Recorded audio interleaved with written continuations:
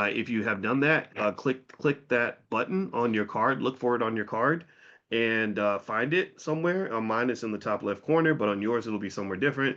And if you've watched a financial video or podcast, click that. And how many of you have done that? Why is that important? Well, because remember, learning is something that should be done on a consistent subconscious basis. Your subconscious mind shapes your culture. Your culture is where you do most of your learning. It's not at school. You're learning when you watch, when you turn on TV, when you turn on the radio, when you're having conversations, the environment you grow up in. So watching those financial podcasts and or financial shows, it really incorporates finances into your daily routine, and your life becomes a culmination of things you do every day. So my best recommendation for anybody who wants to get good at finances and good at money and knowing where the money is to repeat it. Just sort of get repeatedly put yourself in spaces where the financial conversations are happening, and then one day it'll just happen and you won't even be thinking about it. All right. So next one is, how many of you have set up your brokerage account?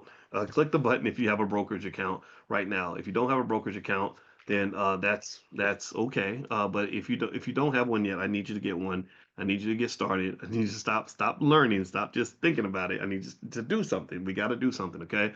And so the first clue was, did you watch a financial news video or podcast? The second one is, have you set up a brokerage account? All right. And that just matters because everybody should have a brokerage account. You can get brokerage accounts for your kids too. You can get these custodial accounts where you control the account on behalf of the child, or they have an account and you can view and peep in and see what's going on with it.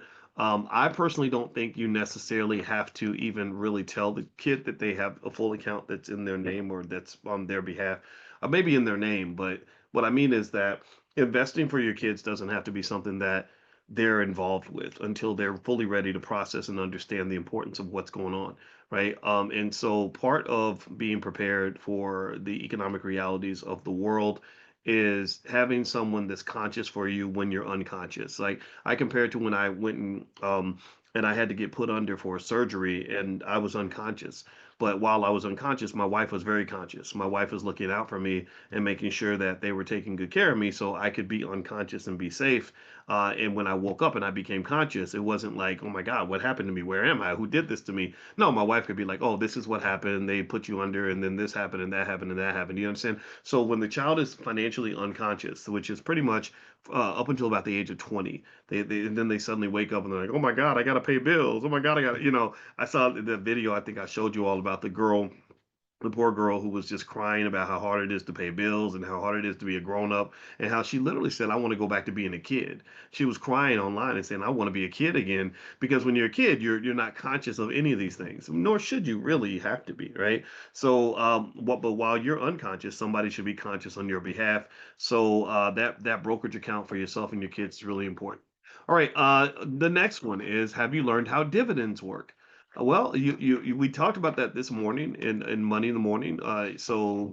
Most of you who were there have some idea of how dividends work. Yeah, dividend paying companies tend to be companies that have bigger cash flow levels and they have fewer growth opportunities. Companies pay dividends because they don't really have anywhere to invest the money.